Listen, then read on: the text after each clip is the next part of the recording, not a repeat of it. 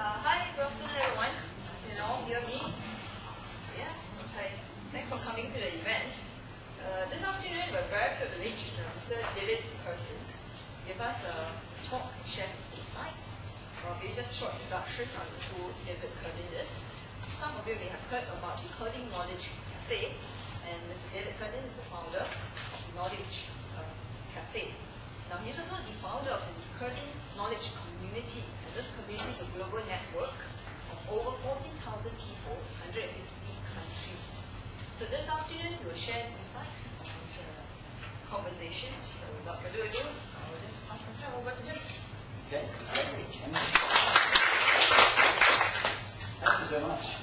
The funny thing is, this is what about my fourth time in Singapore over the last 2 or 3 years. So increasingly when I come here, I just feel at home. And I love the culture. I love the weather. Your Singaporean rain reminds me of England. I love the food. It's a great place to come. I was actually in this room probably about 6 months ago. Many of you could get involved with the big KM Asia conference, but I was here for that conference. One of the things I wanted to do at the conference was run Knowledge Cafe. Those of you who are familiar with the cafe, it's about bringing people together to have a conversation. And the conference organisers felt that people didn't want to have conversations, people didn't want to talk. So I actually arranged with the NLB here to actually hold a Knowledge Cafe here. We had a Knowledge Cafe in this room about 6 months ago for, I think, about 30 or 40 people, which was a great success, and we had a good time. So I'm really, really pleased to come back to be here. I want to talk fundamentally about conversation, and I want to talk about knowledge sharing. And I don't want to run a full Knowledge Cafe, but I also want to give you an opportunity to not just listen to me, because in lots of ways I think that can be rather boring, but to give you an opportunity to have a conversation with each other. So I'm not going to run a full Knowledge Cafe, but I am going to give you an opportunity to talk to a particular thing. Now I entitled this talk, "The Job of Knowledge Workers is to Have Interesting Conversations." And it was something that kicked me off down the road of thinking about the role of conversation in our work life sort of 5 or 6 years ago. Now, I'll come back to this title a little bit later, because it comes from a quotation from an author of a book called The Two Trade Manifesto. And I will share that quotation with you. And the big part of today, the big part of what this afternoon is about, is me in some ways just posing the question to you. To what extent do you think conversation is important in your work lives? To what extent is conversation important in sharing knowledge in your organizations? And I guess also, to what extent is conversation important in your personal lives? The crazy thing is, my family is grown now. I'm divorced. If I look back on my relationship with my wife, my ex-wife, I often feel that if we could only talk more openly about issues and problems, maybe we would still be together. I think too often in the world and in life, there are a lot of things that we just can't talk about. It just seems to me that conversations is pretty fundamental. But I'll talk about some more stuff, and then I'll ask you to think about that question, about the role of conversation. But before I look at conversation and talk about it and think about it, I want to kind of step back and look at knowledge sharing. A lot of organizations now are talking and thinking about creating a knowledge sharing culture. How do we encourage, how do we help people in our organizations better share their knowledge? And a lot of people, for lots of reasons, kind of rather resistant to sharing knowledge. You know, they think that knowledge is power. Maybe they think they haven't got enough time. Maybe they think they need more support and more help. And again, what I want to do is just maybe get you thinking about how or why you might share knowledge in your business or organizational lives. So, I want to look at knowledge sharing. The interesting thing about knowledge sharing, we use this term sharing, a bit like sharing a cake. Like take a cake like cut in half, and I have half, you have the other half, then I only get half a cake. The interesting thing about knowledge sharing is that actually sharing is not necessarily a good word, because if we share knowledge, you come away with some of my knowledge, I come away with some of yours, we actually get a bigger cake. So it's not sharing in that sort of literal sense. And to me, sharing is much more about working together. It's much more about collaborating. It's much more about helping each other. It's not, the word should be taken too literally. And recently I came across a little definition from this gentleman, who you might be familiar with, Peter Senge, who sort of father of the learning organisation. And I just thought this was absolutely spot on. He says that sharing knowledge is not about giving people something or getting something from them. But that's what information sharing is about. Sharing knowledge occurs when people are genuinely interested in helping one another, develop new capacities for action. It's about creating learning processes. So to me, a lot of the time, when we talk about knowledge sharing, it's kind of an intellectual term. Really what we're doing is talking about learning. It's talking about informal learning.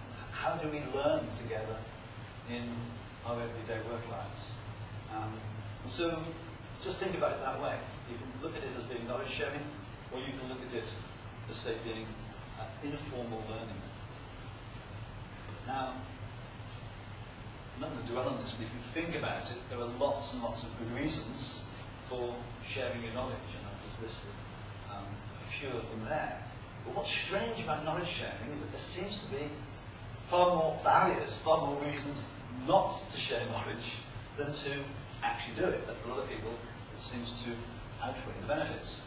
And I attended a big KM conference in Hong Kong just before Christmas, and this gentleman, Carlo Xfabi, again, some of you might know, he's very famous in KM circles and intellectual capital circles, and he was one of the keynote speakers at the conference.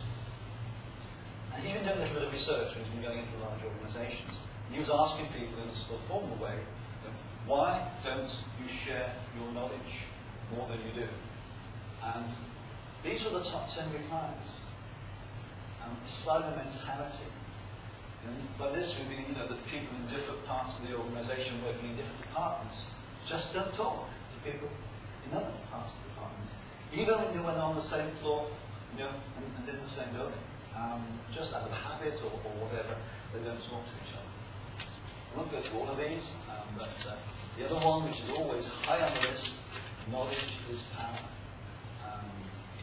Which seems to me this is a rather, from my perspective at least, a rather outdated mindset. That you hoard your knowledge, you hold on to your knowledge, but it's yours, it's not there to share, and then you give away lots of your power if you share it.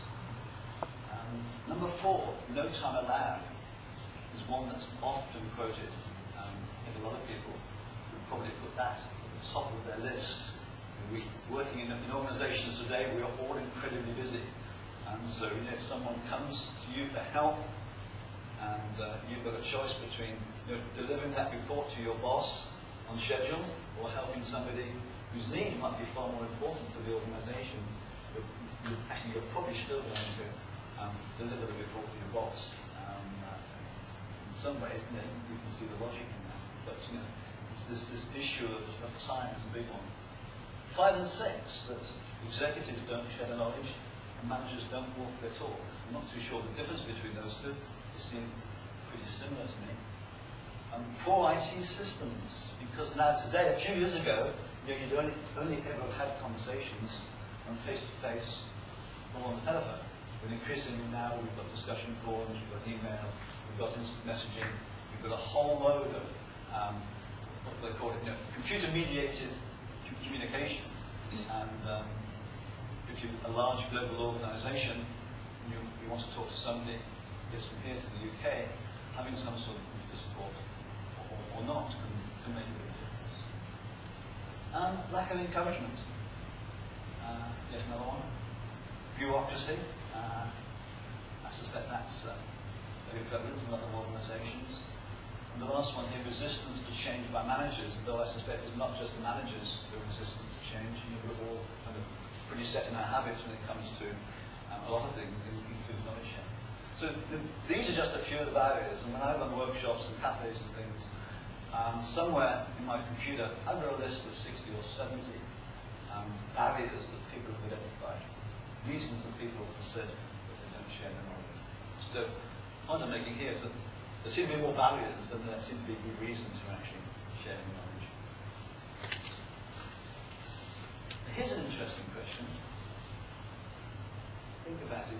Do you think that sharing knowledge is natural? Do you think it's sort of deep in the sort of human DNA? So do you think as human beings we are more collaborative creatures, or do you think we're more competitive creatures? Or maybe you think it's dependent on the context. And if you want to do this, I often do a little poll to see what people think. How many of you think that deep in our DNA we are more inclined to collaborate than compete? Yeah, just a few. How many think that we are more competitive as human beings? Actually, quite a few more. It's interesting, when I've asked that question now many, many times, and usually the ratio is about 60-40, one way or the other. And it's the interesting thing, it seems to depend on culture, it seems to depend on context, but I haven't done any sort of scientific analysis of it. What I did do once, though, was I gave a little knowledge talk, a little bit like this, at 2 cities in Scotland. Familiar with the geography of British Isles, in Scotland, and we've got Edinburgh, and we've got Glasgow. They're 2 major cities. And in the morning, I gave a talk in Edinburgh. It was the headquarters of this particular organisation. And in the afternoon, I gave the same talk to people in Glasgow, about 70 miles away. And I asked that question. In Edinburgh, probably about 70% of people thought that human nature was collaborative. And I thought it would probably be similar in Glasgow. It wasn't. About 90% of them, and this was a huge shift, thought that human nature was competitive. And I hadn't seen it quite so stark as that before. And we were going back on the train to Edinburgh. The woman who brought me up there, the manager who brought me up there, said to me, David, I think I can explain the difference between the two cities. She said, Edinburgh is the head office. Glasgow is a subsidiary office, and they feel that the managers in Edinburgh, the people in Edinburgh, never communicate with them. They never tell them what's going on. They never involve them in the decisions. And that's why they feel that things are more competitive, if you like, they're more collaborative. So actually, they were kind of voting, if you like, or what they felt was actually influenced by the context of the environment they were working in. I used to work for a very competitive, high-tech US company. My natural style is very collaborative, very open, very collaborative. I couldn't be myself in that organisation. It was very cutthroat, very sort of, competitive in that environment. So, I just, in that context, I became very competitive myself. Then I come out of the environment and I've changed. So I think a lot of it is cultural, a lot of it is influenced by your environment. The other thing that I found interesting, again about 5 or 6 years ago, I started to do a little search on the web to find out what people were saying about knowledge sharing. And I found this so-called knowledge sharing ladder, where they said, you share your knowledge, credit goes to somebody else, you're passed over for promotion, you become depressed, and you become an alcoholic, knowledge breaks down, you become destitute, and you die of rum. This was somebody's view of knowledge sharing. And I thought, oh, what? This just sounds so negative.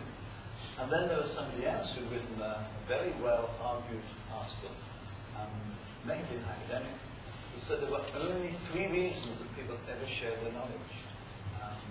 The ego reward, the money reward, or out of a sense of guilt.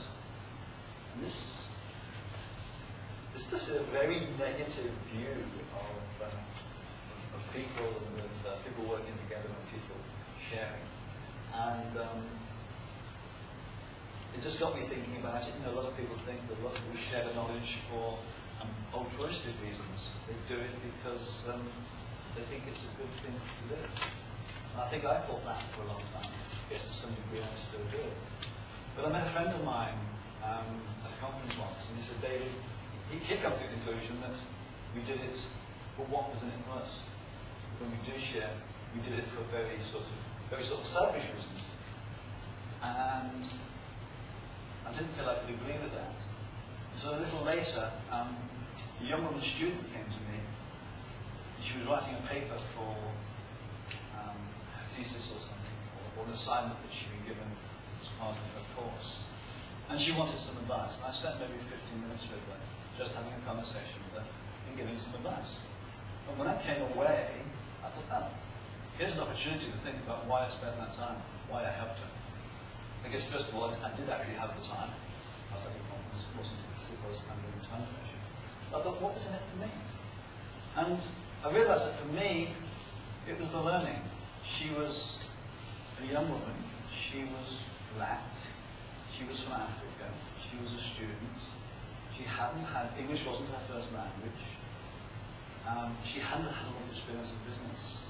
So, yes, I was helping her by giving her some advice, but I was learning an awful lot about her and her background and her perspective on things. So I think the reason I did it, and I didn't, you know, when you help people, you don't necessarily consciously add things on and say, you know, okay, I don't think I'm going to get too much out of this, therefore I want to help them. Just almost at a subliminal level, at a subconscious level, you kind of instantly decide whether, you know, you instantly weigh things up and decide whether you're going to have something. And I did this with this young woman. And I realized that actually what was going on in some ways that it was more of a trade, a more subconscious trade. I decided that in giving her some of my knowledge, that the knowledge that I would get back from her was maybe not of equal value, but was of sufficient value for me to have that conversation with her. And so I started to think about knowledge sharing, if you like, in terms of trading. And almost came to the conclusion that my friend was right, that not quite that we do things for selfish reasons, but usually when we do something like that, when we do share, there's we are actually getting something back. Again, it's not that we're just giving something away. And it comes back to Peter Senger's slides, where he's saying, hey, information sharing is probably about giving something away, but knowledge sharing is more about learning together. And that's what I was doing, having that conversation with the young woman. I was learning maybe as much, maybe more, than she was from me. So I come up with this idea that we tend to share more. Politically, we all share. It's not that we don't share. You know, within our department, in terms of getting work done, we're working with other people all the time. Usually it's across silos that we tend to share a lot less. And so, I think this slide just kind of summarizes what I was just saying about the conversation with the young woman, that we don't give knowledge away. We can implicitly trade things. The problem is the major barrier to sharing is really lack of time for most people. And at least we perceive it as lack of time. I often think now that it's not so much lack of time, it's lack of perceived value. That if we don't see the value in the conversation, we don't see the value in the sharing, then we tend not to do it. So I should try to think of the things that do actually get traded when you have a conversation. I just listed a few of these here just off the top of my head. Some of them, to my mind, are kind of good things, you know, good reasons, maybe why you have a conversation and why you help and support somebody. Some of them are maybe not so good. So, you know, we need to do our job, which is probably intrinsically a good thing. We want to look good, maybe not. We want to build a potentially useful relationship. I guess that is good. We want them to be indebted to us. Might be too dissimilar to building the relationship, but it sounds a little bit more manipulative. Clearly we're human beings and we do manipulate things, and we do try to manipulate other people. But these are the sorts of things, these are the sorts of reasons, I think, some very sort of human sorts of reasons why we do things, why we help each other. And I'm pressing the wrong button. So it seemed to me that in terms of sharing, that the trick, if you like, in thinking about it, was to actually look for the trade. So when we approach somebody to ask for help, rather than just approach them and say, David, John, could you help me do this? Let me make it a little clearer as to what's in it for them.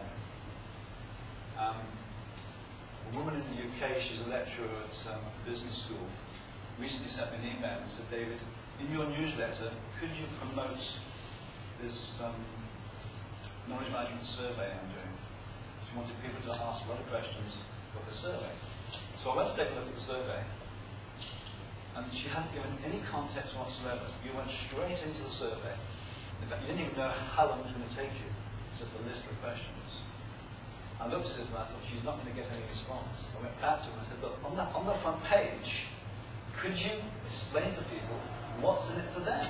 Why should they fill in the survey? What are they going to get in return if they fill in the survey?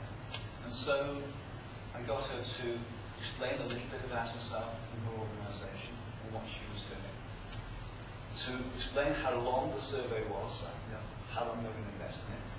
And also to explain that when the survey had been completed, that she was going to do the analysis and she was going to make it available to them.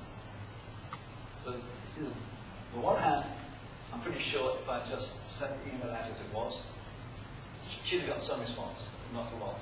I would hope now that the fact that she made it very clear what the trade is, if you will, that she would get a much higher response than she might otherwise. And that's just a very simple example of kind of looking at knowledge sharing, looking at kind of collaboration as being more of a trade. And again, the other point here, on the other hand, we're being approached by somebody who wants help to look for the benefits. And a lot of the time the benefits are the learning benefits, often they're not very tangible or very explicit. So some thoughts, like for me, some very kind of personal thoughts on sharing. I'm skip that slide. So I'm just summarising that, this whole idea of knowledge sharing. Going back to the second, knowledge sharing is not the same as information sharing. Knowledge sharing is much more about learning. This idea from myself that one way of looking at knowledge sharing is to look at it as the trading of intangibles. And last but not least, the real value in knowledge sharing often is the learning we gain from both partners. Now, I'll take questions on things a little later. What I want to do is kind of step into sort of the second part of what I'd like to talk about, and just around the time. So I've just talked there, given some ideas and some thoughts about knowledge sharing. Let's come back to conversation. And this whole idea of business being a conversation. This was the quotation, this was the book I mentioned earlier, right at the beginning of this session. That was David Weinberg, the book was a book called The Blue Train Manifesto from about the year 2000. This is what he said in the book. That business is a conversation because the defining work of business is conversation, quite literally.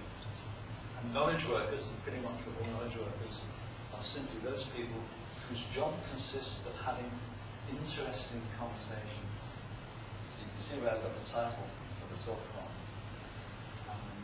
I'm not too sure our job's about maybe having interesting conversations. I guess we can have interesting conversations about all sorts of things, whether it's the weather or football or relationships. They've got nothing to do with work. But so maybe it should be productive conversations or maybe something a little different. But it was this little phrase in the book that pulled me up 5 years ago and got me thinking about the role of conversation. The book, by the way, really was and still is a ground-setting book. The main theme of the book was really about the way the internet was going to change fundamentally corporate marketing. Corporate marketing is going to be a lot less about pushing information to people about products and much more about having conversations with them through the web. And I said this was about 7 years ago now. Really today when we're starting to talk about sort of Web 2.0 and participatory culture. And now when we've got things like wikis and Wikipedia, so people now can start to interact in a two-way fashion on the web. But a lot of the predictions in that book are actually coming true. If you're interested in marketing, if you're interested in how people are interacting in relation to the web, that book is still well worth that reading even today. So this concept of business is conversation. At about the same time, I was coming through airport somewhere, and I bought another little teeny weeny book, simply called Conversation. It was written by this gentleman. He was a rather crazy guy with his mop of hair. I've met him a few times. He is utterly, totally crazy. He's one of the craziest guys I've ever met. He's an Oxford historian. I don't have it there. If you're fascinated by crazy people, crazy intellectual people, go take a look at a website called oxfordnews.com. So it's Oxford, O-X-F-O-R-D, news, M-U-S-E.com. It's, I won't go down that path, it's just an amazing site. One of the things he's written is a book on the history of humanity. Most historians look at the history of politics and war and what have you. This guy has looked at the history of human relationships. And he's got chapters on, I don't know, lust, envy, greed, love. And he looks at the history of those human relations. And it's an interestingly structured book because each chapter starts with an interview with a Frenchwoman. And then he goes on, and some of them are ministers, some of them are senior civil servants, some of them are business people, some of them are servants. Right across the whole sort of realm of sort of human existence. He does that, and then he looks at the history. Looking at the history of love, go and take a look at that book if that sort of thing interests you. But in the book, he said this, he just a lovely way with words. Conversation is a meeting of minds with different memories and habits. But when minds meet, they don't just exchange facts, they transform them, reshape them, draw different implications from them, and engage in new trains of thought. Conversation doesn't just reshuffle the cards, it creates new cards. All he's really doing here is saying, hey, conversation is creative. I think a lot of us think we get our creativity in the shower or driving in the car to work or what have you, but more often than not, a lot of those ideas and things that we get have actually been stimulated by conversation that we've had with other people. Again, he's saying here in some sort of form that the conversation is about learning.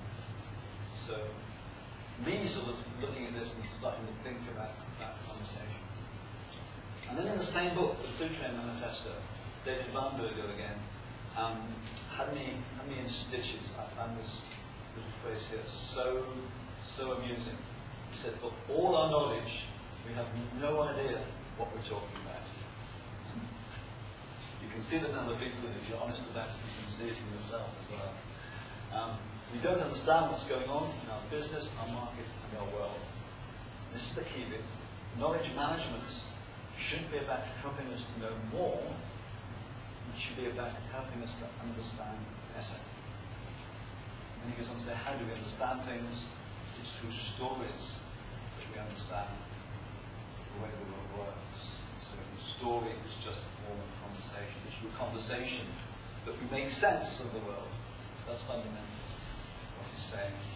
And also it kind of clicked in with another article I read by, it was an interview with CIO magazine, again a long time ago, with an American sort of collaboration group called Michael Schrage. And he said that knowledge management, and knowledge sharing, if you will, was a rubbish issue. That you could give people all the knowledge, all the information that ever existed in the world. And there's actually no guarantee that they would make sense of it or do anything with it. so again, this focus on, in knowledge management and what have you, on getting lots and lots of information to people, that he's saying, okay, that is kind of useful, but it's not enough if people can't make sense of it. Or again, worse still, people can make sense of it, and then for political reasons or lack of skill or what have you, they don't actually do anything with it. So again, we're coming back here to storytelling, we're coming back to the importance, the central role of conversation. And up until there, I read these books, I never stopped and thought about it or looked at it that way. And I started to think, and I started to read about conversation, and realised that there are two dominant styles of conversation. There's debate, that we're all familiar with, and there's dialogue, as a term that probably we're a little less familiar with. And I just pulled out from the dictionary two definitions. The first one of debate, mechanistic and unproductive exchange between people seeking to defend their own views against each other. It always seems to me that's the dominant style of conversation more often than not. You certainly see it with politicians. And then dialogue, somewhat different, a frank exchange of ideas or views on a specific issue in an effort to obtain mutual understanding.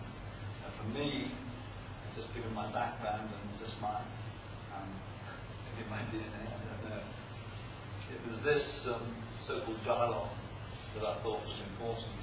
And I thought that we were really not engaging enough in dialogue. And in just a few minutes here, I just want to share a few of the principles of dialogue with you. I think they'll be kind of rather obvious. I guess the first thing to say is this quote from Theodore Zauden again, that I quite like. When we engage each other in dialogue, we're entering into a conversation to learn from each other. That's the fundamental concept behind dialogue. He says the sort of conversation that he likes is a conversation where we're prepared to emerge a slightly different person. Just saying the same thing, he's just saying it a little more colourful. And let's put that back there. Yeah. One of the guys who did a lot of work in dialogue was a guy called David Bohm, who was a physicist.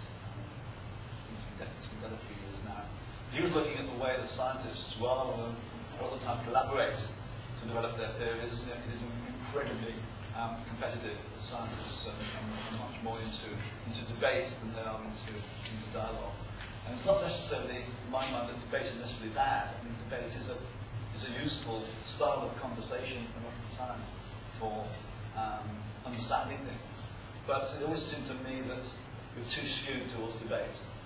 And these are just a few of the principles of dialogue. I say that they're kind of rather obvious. The one that I appreciate the most is this one. Welcome differences and explore them. Because what we tend to do in conversation, we start to have a conversation with somebody. They say something to us that we really, utterly, totally disagree with. And that's when we kind of get into debate. We try to tell them, no, you're wrong, the world's not that way. If we're not careful, we then kind of get into debate, we get into an argument, we get into a fight. If we're not careful, it can even destroy the relationship.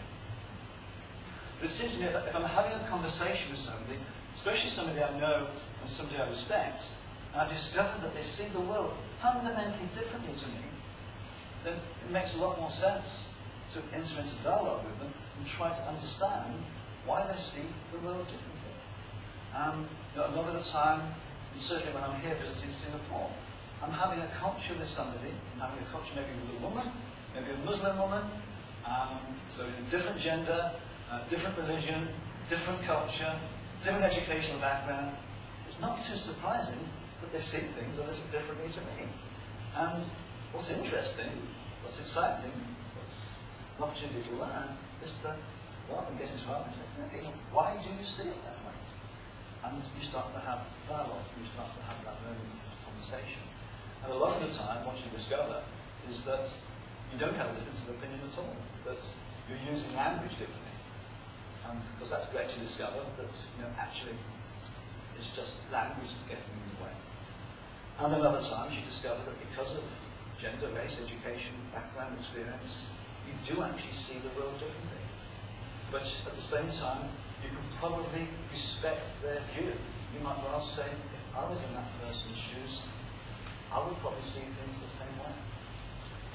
And so you mightn't agree with them, but you come away still respecting them, and they come away still respecting you, and you can still work with them, even though maybe you've got a fundamental difference of opinion.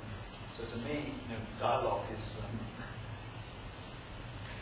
really at the heart of so much. So dialogue. So I'm going to summarise in that. A few things I've tried to get across, a little bit colourfully, I hope. Is that I think business is a conversation. So much of what we do is around conversation. Theodore Zanin's idea of conversation, not just shuffling the cards, but creating new cards, with conversations created. David Weinberger saying that understanding, making sense of the world, is a lot more important than just knowing more. And then this whole concept of dialogue being the key to having quality conversation. So this was all going on for me about 5-7 years ago, about the turn of the millennium. And I wanted to do something with this. I wanted to start to talk about it. I wanted to bring people together to have interesting conversations, to engage in dialogue. And what I started to do was run my knowledge cafes. My knowledge cafes that came out of this. They also came out of the fact that I used to go up to London about once a month to a knowledge management talk. These talks were run by alumni from the City University Business School. And they'd have a good speaker for about an hour, and we'd go to the pub afterwards and we'd carry on the conversation at the pub. But the problem is that a lot of these speakers came along, they had 1 million PowerPoint slides, they were supposed to talk for maybe only 45 minutes and allowed 15 minutes of conversation. They would talk for 60, 70, even 80 minutes. They would run way over their time. They'd insist on showing all the PowerPoint slides, and there would be absolutely no time, not even for questions. The caretaker would be there trying to usher us out of the room. And of course, on those evenings, and it was the majority of the evenings, unfortunately, what was the best part of the evening? Conversation down the pub afterwards. So I wanted to have talks in the evening that were a little different than that. And so what I did was design the cafe. And the idea of the cafe is that I would say to a speaker, would you like to come and talk at one of my knowledge cafes? And they would say, well, yes, in principle. And I said, well, there's two things you need to know. The first is that you don't get any PowerPoint slides. And of course, their faces would drop at the thought of no PowerPoint slides to have them on. So I think that's the bad news. The good news is, I only want you to speak for 5 minutes. Now, I know in reality that they will speak for 10 or 15. There's very few speakers who can only speak for 5 minutes. I know they will run over, but they're not going to run over to an hour. If I only give them 5, they're going to run over maybe 10, maybe 15. And actually, in reality, I'm quite happy for them to run to about 15 minutes. So they get to speak for 5, 10, 15 minutes. And then I have people sitting in the rooms, typically like you are, or got round tables or square tables, in groups of about 5. So if there are about 30 people, you might have 6 groups of 5. And I ask the speaker to speak to their theme, to their topic, and then to pose a question to the group. And then the rest of the evening, the bulk of the evening, is spent in conversation, not in sort of a one-way monologue from the so-called expert at the front of the room. So if we've got an hour left, I will allow 30 minutes for people to have a conversation in the groups. I might move them around so that they get to talk to more people. It's also good to move people around because often, it's not so much in your culture, but certainly in the Western culture, you can get some very loud-mouthed, very dominant individuals who will totally dominate the conversation, and it's good to move them around because it considers them on. So I suspect even in your culture, you've probably got people who you would recognise like that as well.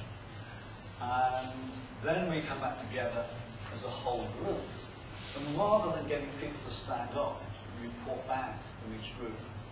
But a lot of people don't like to do that. I don't force anybody to join in, to engage.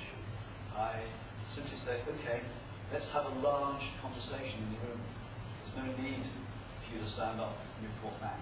And also the problem is when one individual from one table stands up to report back, they never report back, or they rarely report back what was discussed at the table. They report back their own views. And I did this once, and I'd been at the same table. One young guy got up, and what he had to say, we hadn't even discussed at the table. And somebody called him out and they said, but John, we didn't discuss any of that. And he said, yes, he said, I know we didn't, but I thought the room would want to hear what I had to say. So I tried to conduct this whole group conversation. Now, there's a lot more to the cafe than that, and so much so, I run half-day workshops on how to facilitate these cafes.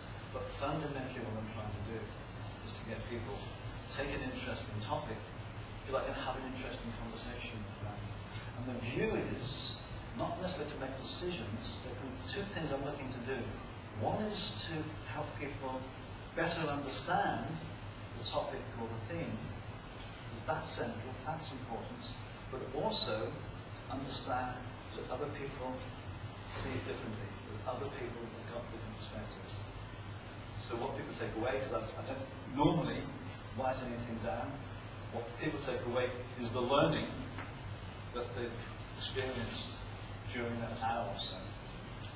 If you think about it, typically, even when you go to a lecture, even when we've got the expert talking for an hour, you might make a few notes in your notebook, but you probably never ever read again anyway.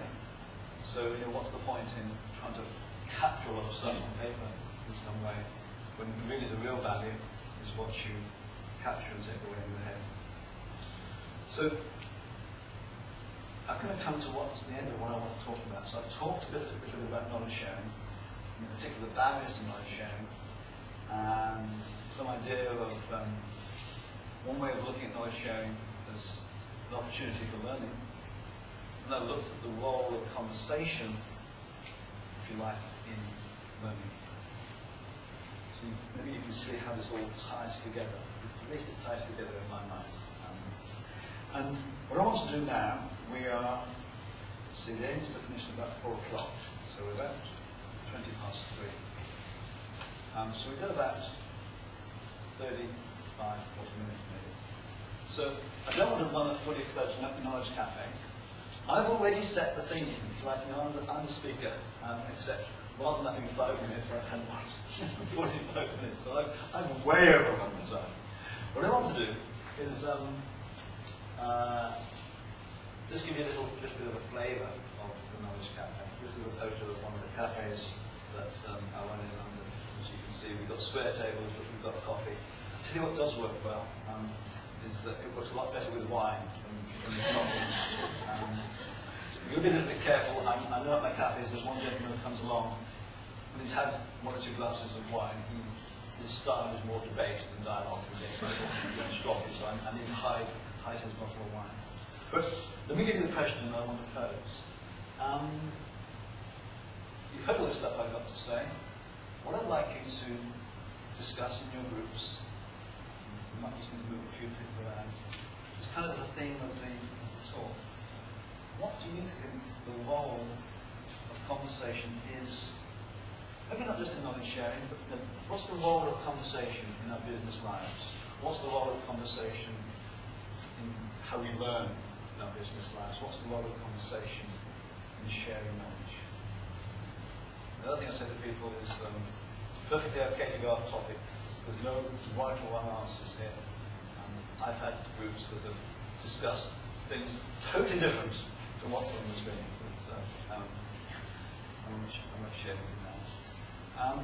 I say it works best with groups of 5, with at least sort of 4. So we've got 2 guys came together. That will work well.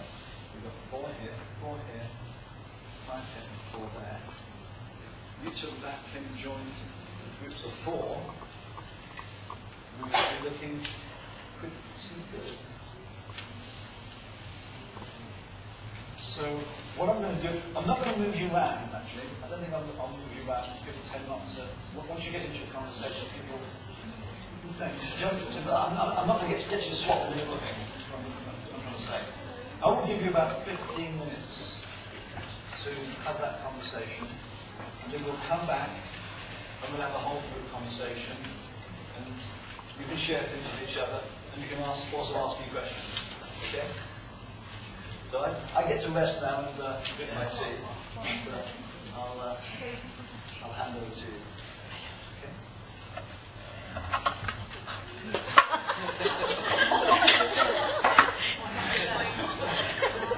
I think just leave it. Just leave it. Just one last thing. Does anybody have any problem if I say go fast? Just not because you're being good if they're there. My boss is very strong.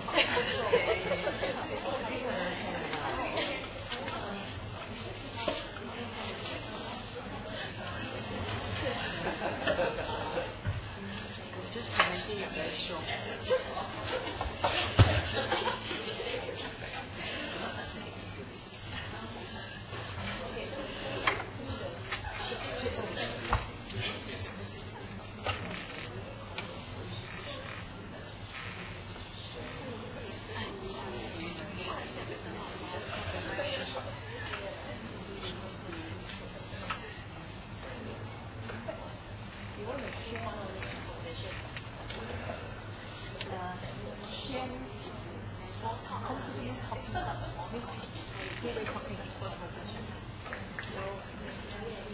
Of course, it's important if you don't have conversation, write it down.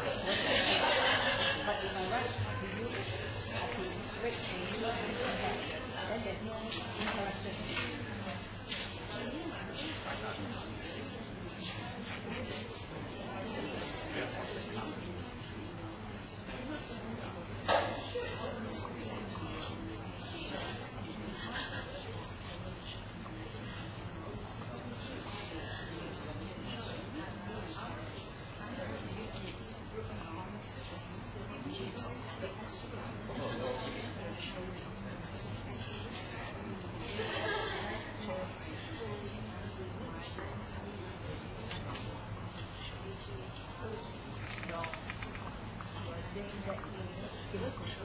Crucial and important conversations is crucial and important.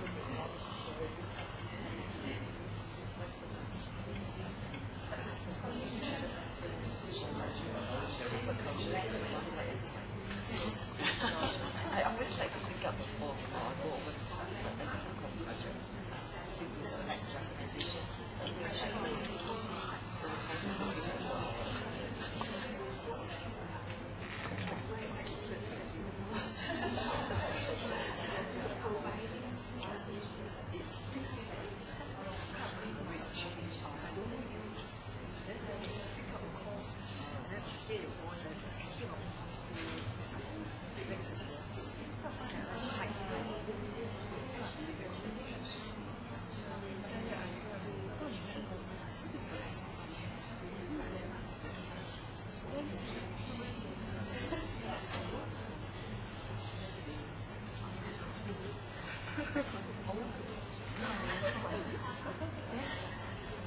my view is when we talk about one sharing means the key one is mentioned is creative. So it's slightly different from this. Maybe we want back and forth because we want to have certain decisions, resolve and so on. But then you talk about one sharing is something better or a creative topic. So an email is slower. Then you may know that for example, I send an email, I only think of what I say. But during a conversation, if you really want to share and want to get more or you're looking for something better than what I'm thinking or what you think. So conversation is important. It's a creative element. For example, I said, no, I was thinking of one or two issues. Then I asked him to reply to me. But it's conversation, you feedback with your concern, then immediately you have a longer then immediately I know more your concern, so it's faster. But of course, after at the end of the day, the conclusion you need to prepare and hide. But he really find that the issue is more complex. And so my time autonomy is not knowledge sharing, but it's very different when get confirmation. It's more context. The human, the direct interaction.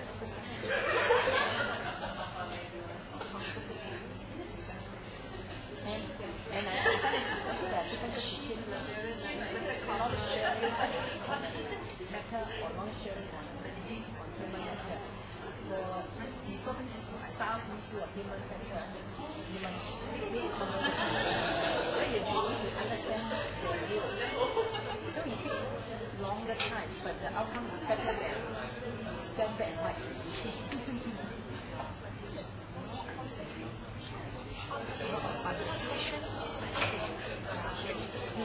It may take longer time. Seminar will take fast. Have an issue to resolve.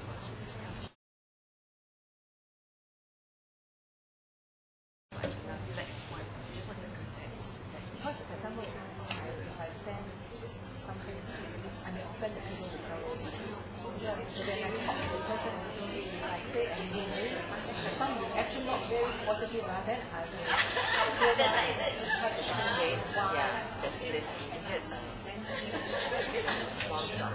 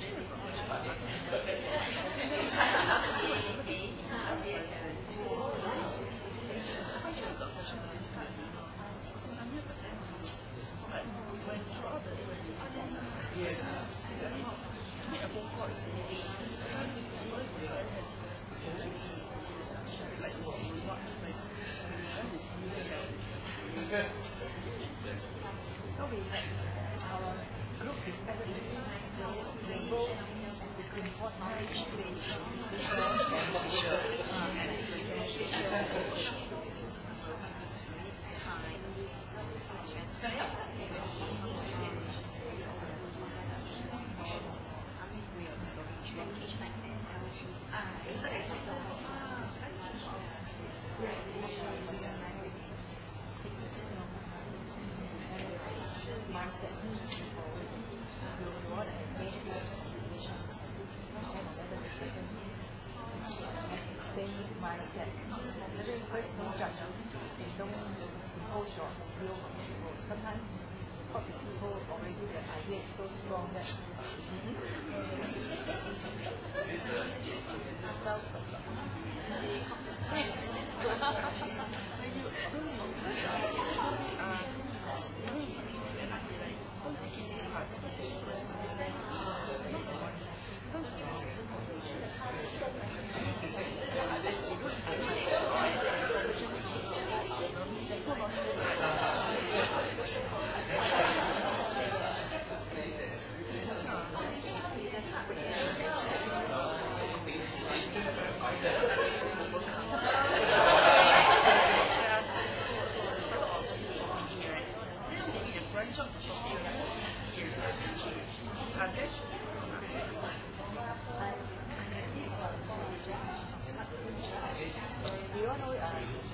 conversation but there was I have one colleague that send email is good because they type it out and they get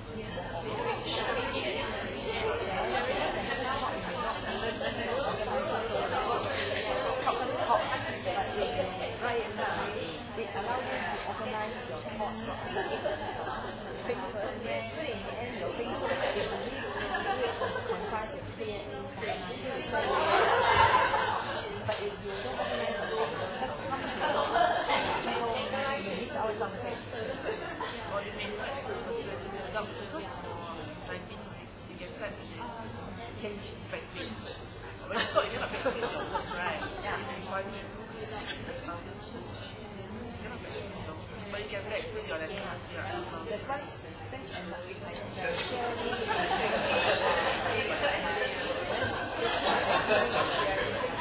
you may not be always saying email back, no personal touch.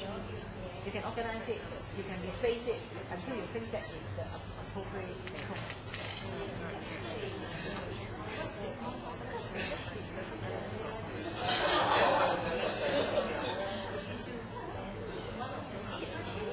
I think in the end it's the mindset, the core personality of the character. It is look all very open mind. So you don't need to be so concerned about what to say. You will be right, menu or whatever. Then when the time of sharing that's why you feel more comfortable. Somebody you know you trust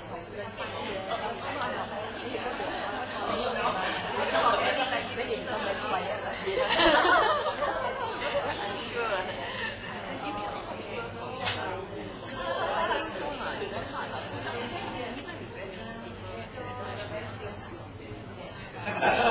Self-fear, just focus on myself.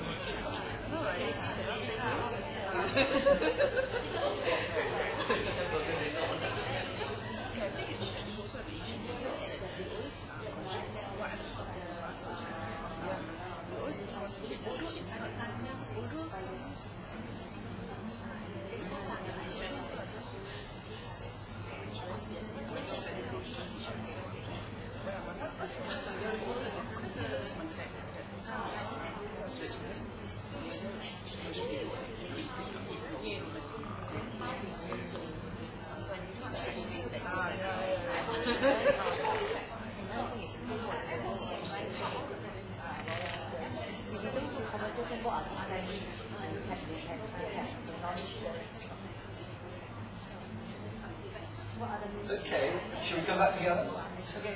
Write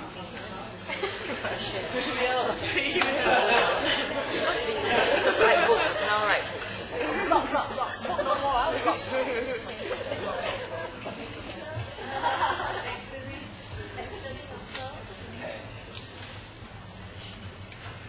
What I often do, what I used to do when I first started the cafe, and we'll get back together, I used to have the conversation like this, and then I was doing cafes once, and as we're getting towards the end of small group conversations, they were bringing in wine and food at the back of the room. And I realised, no, we're not doing that now. I realised that we weren't going to have much of a conversation because people weren't going to talk because they would be itching to get at the food and the wine. So what I suggested that they did was bring the chairs to the back of the room and we sat in a large circle. But before we did, we went and filled our glasses and got a plate of food. So we sat in this big circle with the food and the wine. And the fact that we were sitting in a circle just really hugely improved the quality of the conversation because everybody was equal. And one of the wonderful things about it is at some point, our glasses started to run a little low. One of the lecturers got on, picked up 2 bottles of wine, and walked around the outside of the circle and filled up the glasses as you walk around. And it worked wonderfully.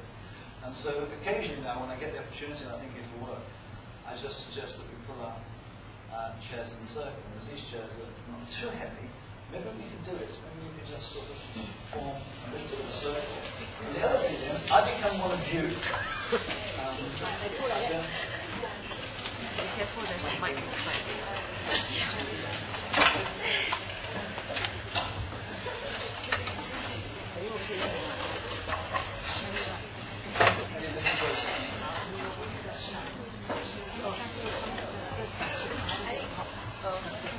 Not be afraid of this.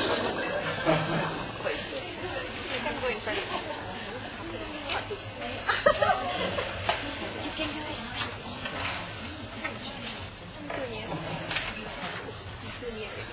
That's fine. So it hasn't got to be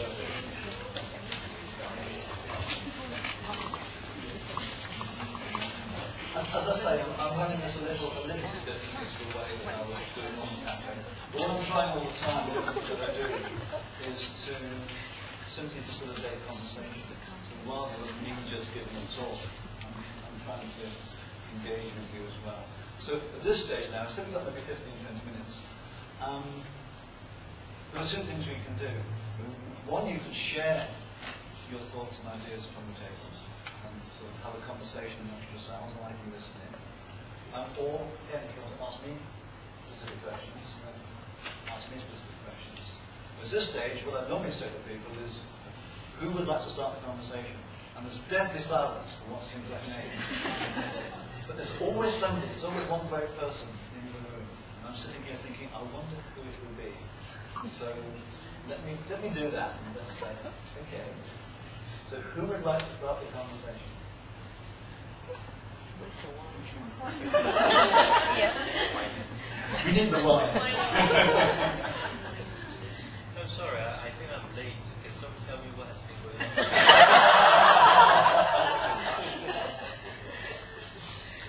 Do you see the question on the screen? I talked a lot about knowledge sharing and what I thought was the role of conversation in our business lives, and then people have been sitting at tables in small groups discussing that question. So I suspect even without having heard what I've had to say or being involved in the groups, you may well have your own opinions to the role of conversation. Maybe listen in and hear what someone's got to say, because suddenly you'll right. Okay, I start. Group, Commissioner, what we discussed, I share. Yes. Our group we discussed, I think all of us agree that the role of conversation is crucial and important, and is beneficial. Then later we go on to why it is beneficial, why because I also asked if not conversation, what other means? Means if they agree that conversation is important in knowledge sharing, are we saying that there are other means so that we can talk about the importance? And we also talk about what are the requirements in order to have a beneficial conversation that can help in knowledge sharing. So some of the members share the mindset, the character, the personality of people, how they talk.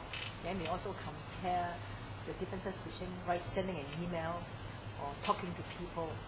There are a lot of factors concerning why sometimes we choose to send email and don't talk to the person. So that's our discussion. Okay. So that means clearly conversation isn't the only means that we communicate. I mean, even when we're communicating by email and by instant messaging or what have you, you can look at it as a form of conversation, but usually it's the quality of the conversation is not as good because you don't have all the body language. It's very easy, as I'm sure you'll do it, to misinterpret their intentions, misinterpret what they've got to say. I'll share something with you that I've discovered. It could just be me, but I know when I've been communicating with people from the UK, with Asian people, different culture, that I'm having a little bit of difficulty with the email communication. It could be language, I don't know. And so, I know once or twice I've been communicating with people and thinking, I'm not too sure they quite understand me, or there's some sort of barrier here. And it's concerned me a little, because I can't quite put my finger on it.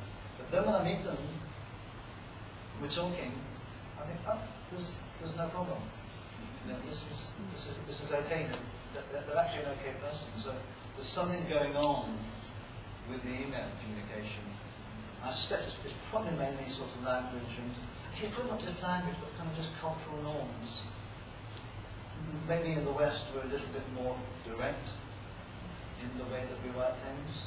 Maybe you're not. I don't know. I haven't quite put my finger on it. And I suspect if I'm having a problem communicating with somebody in Asia by email, they're probably having a problem with me as well. It's not as if one or the other's to blame. It's just a communication issue. Yeah. Not necessarily between people of different countries. Actually, I had the experience this morning. I got a message from my colleagues from Finland LP. They said, your request, where I'm from Digital Resources and Services. They said, your service request was finished. It's like this. I'm going to take a look. So I went in and looked at it, or that's exactly what I didn't want. But then I was smart. I asked the other department, please do it on a staging server. Please don't do it on a live server.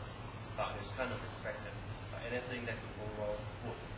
Yeah, of course. So I asked the other guy, what's your extension number? I asked by email. So he sent me his extension number, so I was going to call him. It's another department at different office, and he's new. So I just know that my job will be done by someone new. I have no idea who will be doing it. And that's also part of the reason I asked the job to be done on a staging server first, please. Because I know rollback will take a few weeks. Better play safe. So that person actually called me up, hey, what's the problem with my work? Are you happy?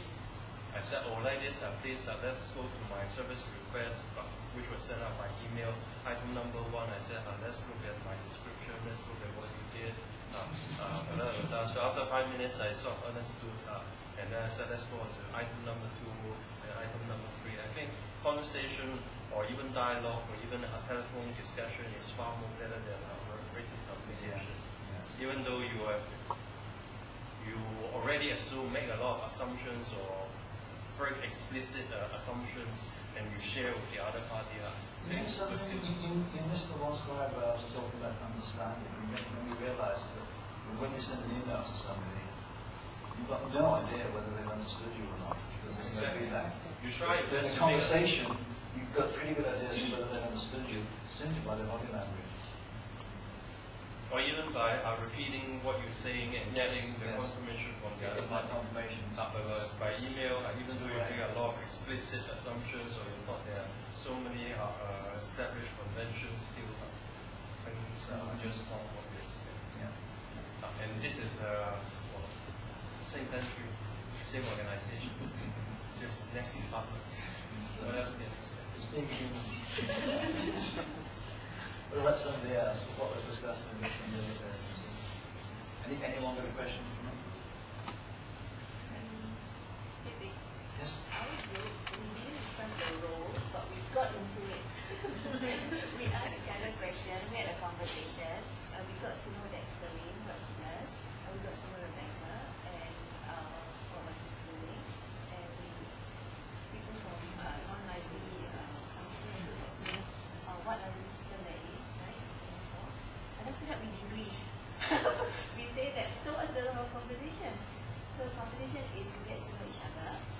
ourselves updated with this trend.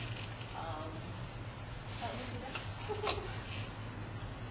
An understanding of where the person is at that point in time adds value because you know what to share that will meet that person's need.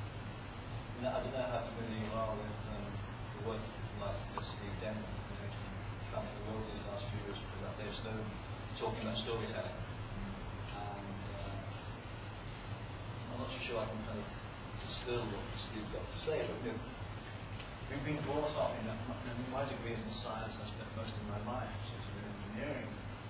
We've been taught to talk in the passive voice, to talk objectively, to strip the context, to strip personality from our communication, because that is more objective, it is more scientific, it is more professional, but it's totally unhuman. And for us to work with each other, we need all that context. We need to know where someone's coming from, and we need to know more about them, because that then helps us work with them better. And so I think for a long time, certainly probably in my father's generation, my grandfather's generation, a lot of kind of so-called professional organizations have fundamentally got it wrong. And so now we're kind of coming back, we're swinging back to being more human, which to me is got a really good thing. Kind of what you're saying, right? You can, again, did you do this? You read profiles of people, you get to know somebody, so you read a profile of them, somebody's written on the web or as a speaker at a conference, and they sound wonderful and marvellous, because often they've written it themselves, but it doesn't really tell you too much about the person, and what's this person really like as a person. The only way you really get to know that is to have a one-on-one conversation.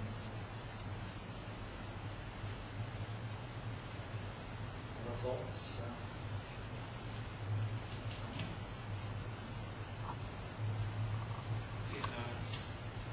For this group here, rather interesting topic that we are talking on. Initially, Joanna, she came back from wherever she went to just now,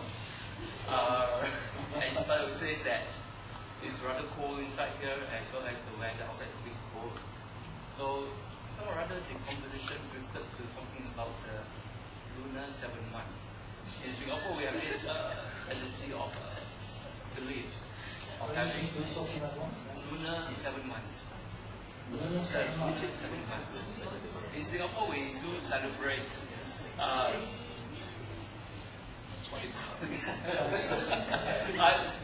what they call the post month.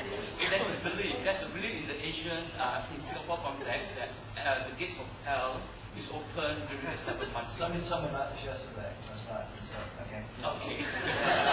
So Joanne I've never heard this before. no, all of us are humans. How do I know that? Okay. Just for the Chinese lunar calendar, there is this what they call 7 month period. Right. So it starts during the Gregorian calendar of August time. Usually the lunar is about 1 month later, most of the time. So Joanna was telling us this story of her friend. Very interesting. Would you like to carry on? I can't recall all of it. Okay, so she says that this friend of hers has first time doing what they call these people who believe in this traditional belief. They will burn certain kind of incense during the 7 month period.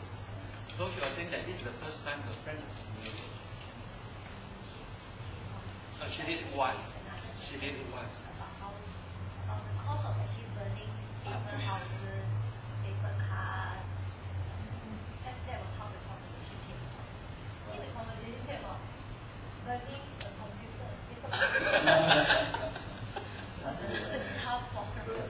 Because you are talking about something to do with how this tradition is kept alive with the trend that is currently going on. Like last time when they do burn all this incense, people just burn houses, some car models, etc. But nowadays they even burn models of handphone, even keyboards and all that kind of things. So it was a rather interesting topic that we were going through until when it ended. I don't think we really go around the stage what's the wrong. It's interesting you should say that. I did a cafe about 6 months ago at Cranfield University in the UK for a bunch of postgraduate students, and I was really the only white face in the room. I had people from all over the world, both men and women. There was one table that was a lot more engaged in their conversation than the others. I think the topic was, what are the barriers to knowledge sharing, and how much you overcome them. But as I approached the table, one of the young women said to me, she said, David, she said, I'm really sorry, but we're off topic. We're not discussing the topic. I'd already said that was okay. So I said, well, that's okay. I said, what topic are you discussing? So bear in mind, these people from all over the world. She said, we're discussing which nationality makes the world's best numbers. And I said, wow. I said, that sounds like a great topic for my cafe. I said, next time I'm on, that's going to be my topic. Anyway, come the end, I think I then got back on the topic. Come the end of the afternoon, when she was leaving, I said, I said, that topic you were discussing, I said, did you come to a decision? And she said, no. She said, we all had different perspectives. But somehow, again, it never seems to me that you should say you didn't talk to the topic. But again, I don't know whether we know each other or not know each other. But for me, often the cafes are not so much about learning from the topic. It's about learning from each other, other things, getting to know each other. It's as much social, as much networking. In the same that you guys here got to know somebody who you didn't know. And that's clearly got to be part of it and part of the value of it. So it still surprises me because, okay, we're doing here, and I guess not all from quite the same organisation, but when I'm running publicly in London, people are from a mix of organisations. But even when I run them within large organisations, I run a cafe a little while back in Zurich, which was quite a small organisation, about 150 people. And I had them discussing this theme, what are the barriers to knowledge sharing. So they were discussing it in the context of their own organisation. And what I hadn't realised was that there were 3 departments in the women. And before their joining this knowledge cafe, they never talked to each other. And all of a sudden, because again, normally with cats, I don't get people to write things down, catching things like their chance.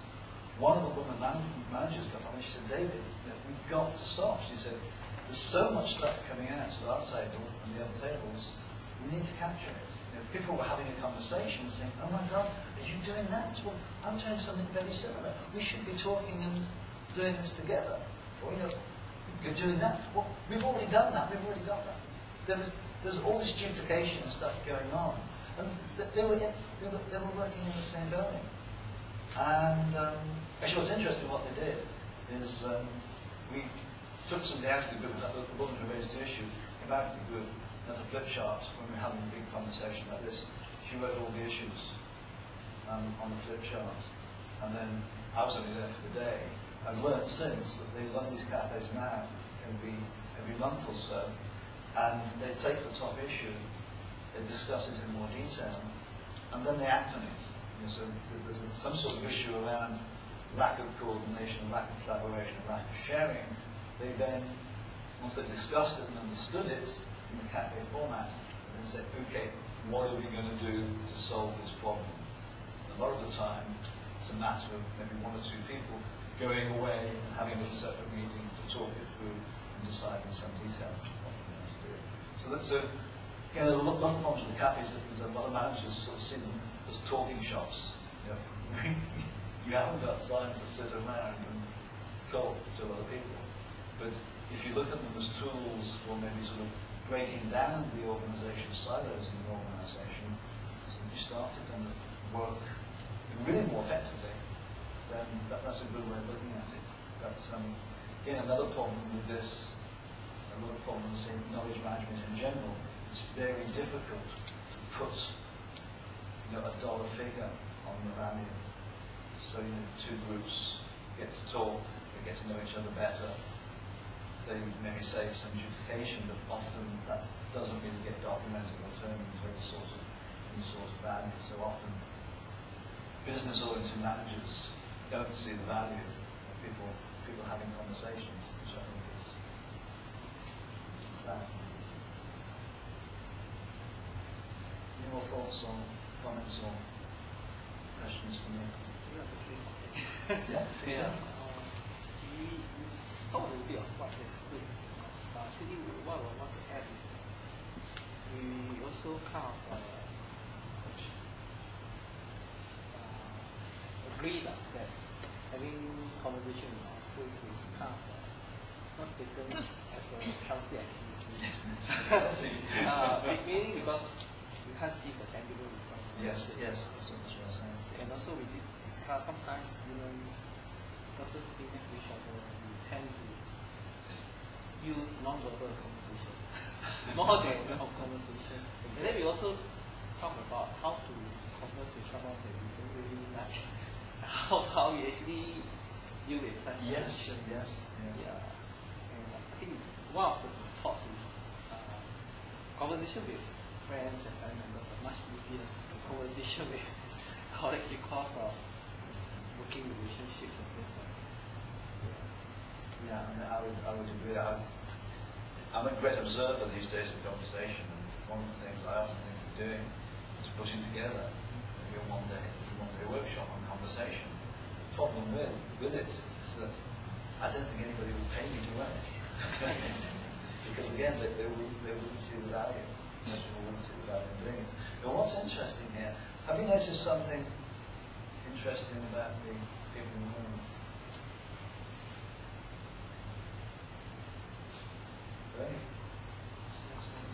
There are 6 men now. At one time there were only 4 men.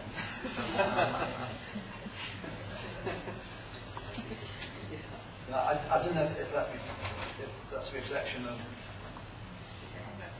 demographics, but it always seems to me that the people who are more interested in relationships and conversation and learning tend to be women rather than men. You know, us men, we're out there hunting and fighting. Metaphorically, you know, collaborate with somebody, share knowledge with somebody, not likely. Do you think that's true, or am I over-exaggerating? So I often do it. Often in my cafes, I come talks and things. Invariably, there are always more women than there are men. Always. I'm not complaining.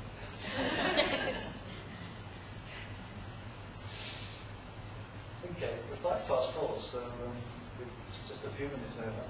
Any final thoughts? Final questions?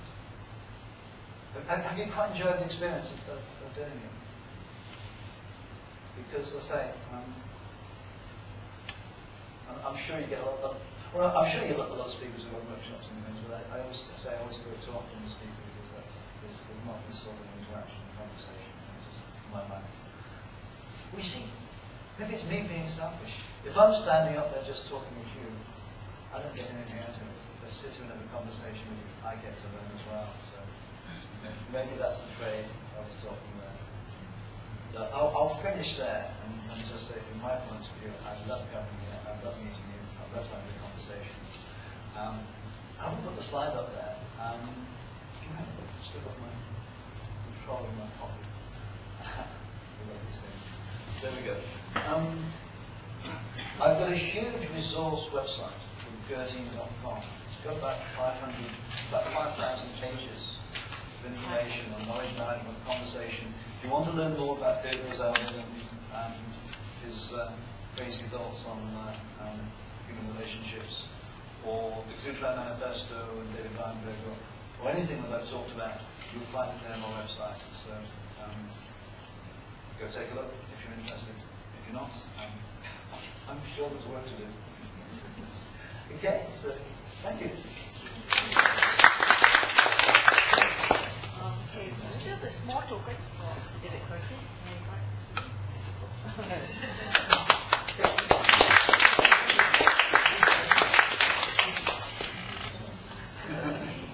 That's the end of our guest series, the refreshment right behind. So if you guys want to continue a conversation, 7 million mark something. So